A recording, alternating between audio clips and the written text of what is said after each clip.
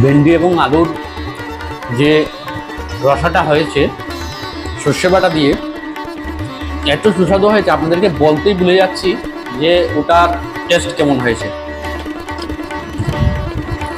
এখন একটু ট্রাই করব লাউ দিয়ে আলুর একটা সবজি হয়েছে, সেটা একটু দিয়ে যাচ্ছি।